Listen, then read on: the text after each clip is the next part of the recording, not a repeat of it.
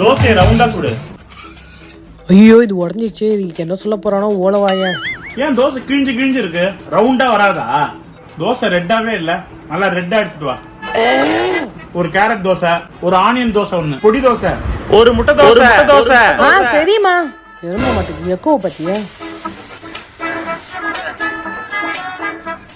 இந்த சட்னி இருக்குல்ல, தோசை மேல தடவி எடுத்துட்டு வா.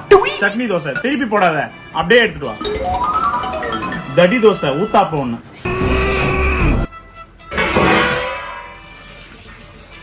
பரவாயில்ல, ஆனா எங்க அம்மா சொல்ற மாதிரி இல்ல தோசை.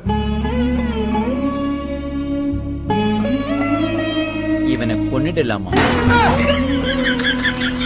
தோசை சைக்கோ.